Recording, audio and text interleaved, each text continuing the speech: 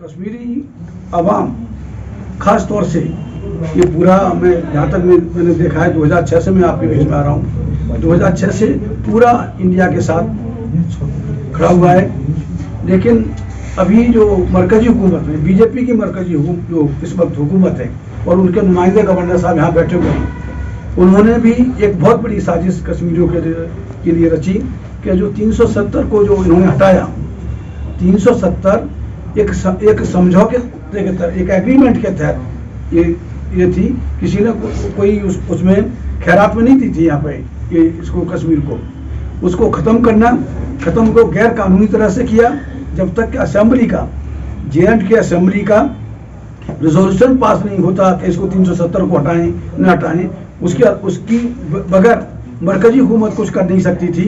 लेकिन इन्होंने जो शैतानी हुकूमत अल्लाह के फजल से जो हमारे ऊपर नाजिल हुई है, या हमारी कमियों के वजह से नाजिल हुई है, वो उन्होंने जो अपने मनमाने ढंग से, उनका पार्लियामेंट में मेजोरिटी है और मेजोरिटी बाई पीपल नहीं है, मेजोरिटी बाई EVM है। EVM का गलत इस्तेमाल करके जो EVM की तकरीबन 20 लाख मशीनें जो गायब हुई हैं मैन्युफैक्चरिंग यूनिट से निकलने के बाद में, जो इलेक्शन कमीशन नहीं पहुंची, उन तकरीबन 20 लाख मशीनों का बेजा इस्तेमाल करके ये मरकजी हुकूमत कायम हुई है 2014 से। तो ये निश्चित तौर से ये this government doesn't represent the people of India.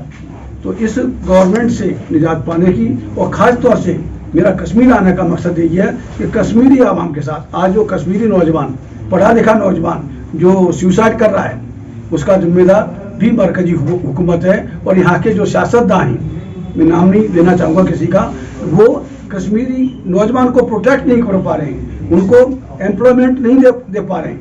तो अम्बेडकर समाज पार्टी, अगर हम इक़्तिदार में आते हैं इंशाअल्लाह, तो निश्चित तौर से हमारी ये मतलब हमें ये करना होगा कि जो लगभग हर फैमिली से एक शख्स को, एक एजुकेटेड जो नौजवान हैं उसको नौकरी दी जाए और इस कश्मीर को बचाया जाए, कश्मीरियत को बचाया जाए, कश्मीरी आवाम को बचाया जाए। और बहुत सारी समस्याएं, यहाँ लोकल समस्याएं भी कम नहीं हैं। जैसे रेहड़ी वालों, जब गवर्नमेंट का ऑर्डर इशू हो गया उसके बाद में यहाँ की जो लोकल हुकूमत कह सकते हैं या लोकल अफसरान कह सकते हैं, वो उसको इम्प्लीमेंट नहीं कर रहे हैं। वो उनके हक में ऑर्डर पास हुआ है और वो तो बहुत सारी समस्याएं हैं। जो एज खवातीन है, उनके पेंशन का मसला है या कोई मसला, ओवरऑल डेवलपमेंट का मसला, रोजगार को यहाँ ख़त्म कर दिया।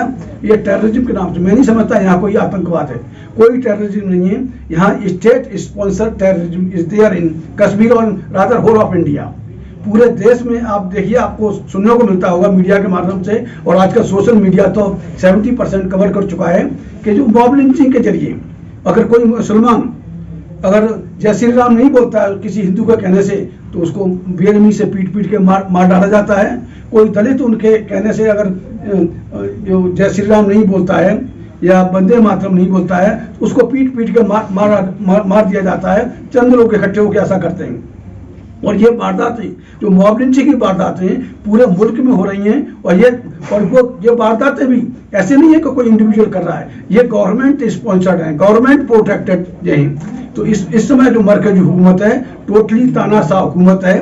मोदी, योगी शाह, ये they are even a fact of democracy. चाहे नरेंद्र मोदी हो, अमित शाह हो, और उत्तर प्रदेश के जैसे बड़े सूबे के चीफ मिनिस्टर हों, जो योगी आदित्यनाथ आप लोग बोलते हैं, मैं उनको रोगी आदित्यनाथ बोलता हूँ, वो मानसिक रोगी है। तो ये तीनों लोग, तीन जो क्रिमिनल बैकग्राउंड के लोग हैं, इनका क्रिमिनल एंटीसीडेंट है। हम लोग इनसे कोई बेहतर एक्सपेक्ट नहीं कर सकते। पूरे मुल्क के लिए आज पूरा मुल्क इस हिंदुत्व के कब्जे में है। अभी आपके सामने जो बिहार से जो सेंसस की रिपोर्ट आई है, कास्ट बेस्ड सेंसस की रिपोर्ट आई है, उससे साबित हो गया है कि इस मुल्क में सिर्फ और सिर्फ 9% से भी कम हिंदू हैं। बाकी 91% गैर हिंदू हैं, और जिनको टारगेट बनाया जा रहा है। जो पसमानदा को टारगेट बना रही है गवर्नमेंट, मुस्लिम को टारगेट बना रही है, दलित और ट्राइबल्स को टारगेट बना रही है। अभी मतलब 3 महीने तक, 3 महीने से ज़्यादा मणिपुर में क्या हुआ, तमाम हजारों लोग मारे गए। ये मोदी का मुंह नहीं खुला, न उसका अमित शाह बोला, लेकिन अभी जब यहाँ इसमें फिलिस्तीन में आप सभी जानते हैं कि जब वहां से जर्मन से ये ज्यूज भगाए गए थे तो इन्होंने पनाह दी, फिलिस्तीनियों ने पनाह दी, मुसलमान भाइयों ने पनाह दी, और पनाह देते देते उन्होंने पूरे फिलिस्तीन पर कब्जा कर लिया और आज फिलिस्तीन को परेशान करने में लगे हुए।